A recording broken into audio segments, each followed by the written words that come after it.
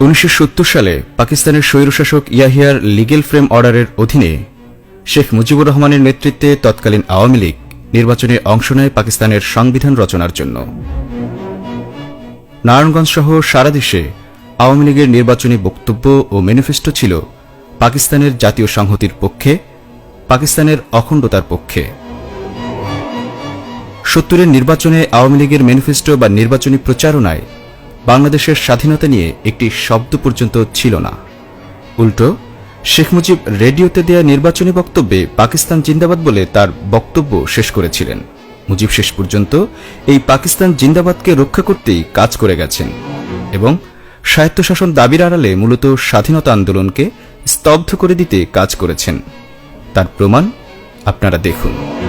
প্রথমেই আমরা শুনে নেই রেডিও পাকিস্তানে দেয়া শেখ মুজিবের ভাষণটির কিছু অংশ। We believe that with the support and confidence of the people which our party enjoys, we shall inshallah be able to successfully to meet this challenge. Pakistan Jindabad. চলুন শেষের অংশটি আবার ভালো করে শুনি।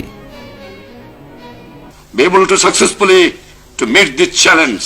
Pakistan Jindabad. আমরা কি শুনলাম?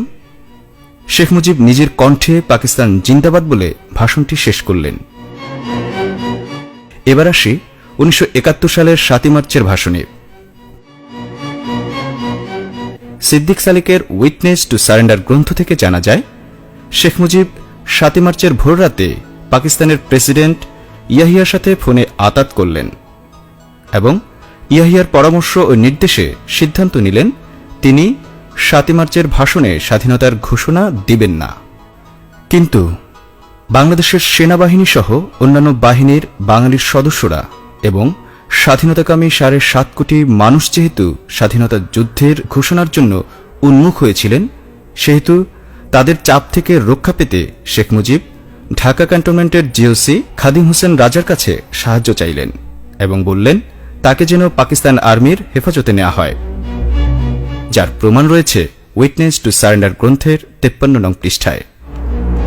বাংলাদেশের মানুষের স্বপ্ন ও আকাঙ্ক্ষাকে বিলীন করে পাকিস্তানের বর্বর ইয়াহিয়ার স্বপ্ন পূরণ করতে 7 মার্চের ভাষণে স্বাধীনতার ঘোষণা দিলেন না শেখ মুজিব।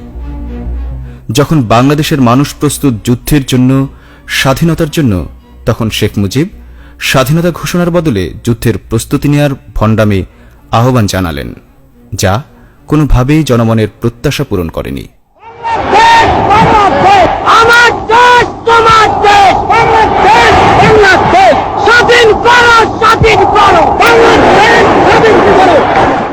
সবচেয়ে অবাক করার বিষয় হল শেখ মুজিব 7 মার্চের ভাষণ শেষ করলেন জয় পাকিস্তান স্লোগান দিয়ে। আওয়ামী লীগ যেমন মিথ্যার আবর্জনা দিয়ে ইতিহাসকে বিকৃত করে চলেছে, তেমনি সত্য রেকর্ড ও ডকুমেন্টসগুলোকেও অপকৌশলের মাধ্যমে নষ্ট করে দিয়েছে। বর্তমানে শেখ মুজিবের 7 মার্চের যে ভাষণটি আওয়ামী লীগ প্রচার করে, সে ভাষণটি একটি বিকৃত ভাষণ। আজ বাংলার মানুষ মুক্তি চায়, বাংলার মানুষ বাঁচতে চায়। কি অন্যায় করেছিলাম নির্বাচনের পরে বাংলাদেশের মানুষ সম্পূর্ণভাবে আমাকে আওয়ামী লীগকে ভোট দেন। এদেশের মানুষ অর্থনৈতিক, রাজনৈতিক, সাংস্কৃতিক মুক্তি পাবে। কিন্তু দুঃখের বিষয়, আজ দুঃখের সঙ্গে বলতে হয় 23 বছরের করুণ ইতিহাস বাংলার অত্যাচারের, বাংলার মানুষের। আচ্ছা, আপনার কি ভাষণটুকু মনোযোগ দিয়ে শুনেছেন? ভাষণের কণ্ঠের মধ্যে পার্থক্য খেয়াল করেছেন? নিশ্চয়ই আপনারা লক্ষ্য করেছেন যে বর্তমানে প্রচারিত শেখ মুজিবের ভাষণটি এডিট করে নেওয়া হয়েছে, যে কারণে ভাষণের এক এক অংশের কণ্ঠ এক এক রকম হয়ে গেছে। আচ্ছা, এবার আসি ভাষণটির শেষ অংশে। এবারে সংগ্রাম আমাদের মুক্তির সংগ্রাম, এবারে সংগ্রাম স্বাধীনতার সংগ্রাম। জয় বাংলা। শুধু কণ্ঠ নয়, বাক্য প্রক্ষেপণের মধ্যেও অসামঞ্জস্য রয়েছে। এখানে মূলত জয় পাকিস্তান অংশটা ফেলে দিয়ে জয় বাংলাটুকু লাগানো হয়েছে। আরও প্রমাণ দিচ্ছি। এবারের সংগ্রাম স্বাধীনতার সংগ্রাম যখন বলছেন, তখন শেখ মুজিবের সরাসরি মুখ দেখা যাচ্ছে, অর্থাৎ শেখ মুজিব যে নিজের কণ্ঠে বলেছেন সেটি ভিডিওতে দেখা যাচ্ছে।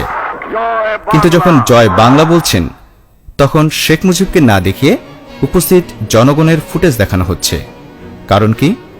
কারণ এটাই যে শেখ মুজিব জয় পাকিস্তান বলে তার ভাষণ শেষ করেছিলেন। তবে সত্যকে বেশিদিন ছাইচাপা দিয়ে রাখা যায় না। শেখ মুজিবের আসল বক্তব্যটি এবার আবিষ্কৃত হয়েছে। শুনুন সেই অংশটুকু। জয় বাংলা, জয় পাকিস্তান, জয় বাংলা, জয় পাকিস্তান। জয় পাকিস্তান বলে 7 মার্চ যে শেখ মুজিব ভাষণটি শেষ করেছিলেন তার আরও প্রমাণ রয়েছে।